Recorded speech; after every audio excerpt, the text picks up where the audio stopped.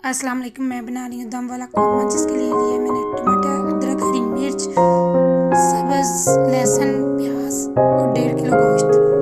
मैंने कढ़ाई में घी लिया, उसके अंदर प्याज डाला है। अब हम इसे 5 से 10 मिनट तक भुनेंगे अच्छे से। जब इसका कलर इस तरह का हो जाए तो हम इसमें ऐड करेंगे हरी मिर्च और लहसुन अदरक का पेस्ट के बाद हम इसे 5 मिनट तक अच्छे से फ्राई करेंगे।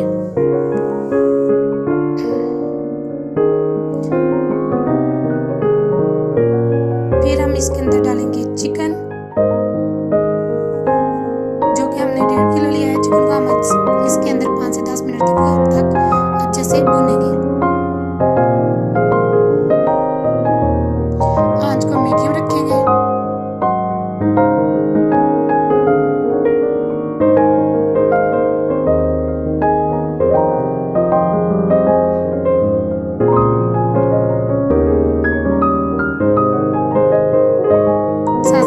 भी हिलाते जाएं इसमें, ताकि ये एक तरफा ना गले और दूसरी तरफ से कच्चा ना रह जाए। फिर हम इसके अंदर ऐड करेंगे काली मिर्च, नमक, टमाटर, हल्दी।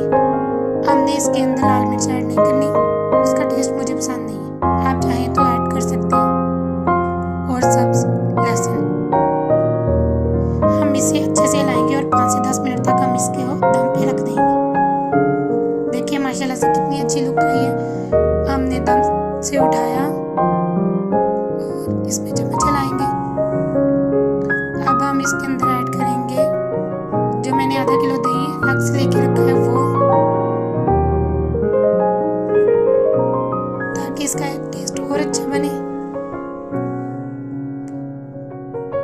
और जो इसके अंदर से स्मेल आती है वो बिल्कुल खत्म हो जाए। और अब हम इसे अच्छे से भूनेंगे। पानी हमने बिल्कुल नहीं लगाना। जब प्याज को भूनना है तब उसके अंदर थोड़ा सा पानी ऐड करना है, उसके बाद नहीं। माशाल्लाह से देखिए उसने घी छोड़ना शुरू कर दिया है। अब हम इसे अच्छे से भूनेंगे। देखिए माशाल्लाह से हमारा अच्छे से फ्राई हो चुका है। अब हम इसके अंदर ऐड करेंगे आधा किलो पानी और फिर दोबारा हम इसे 5 से 10 मिनट दम पे रख देंगे।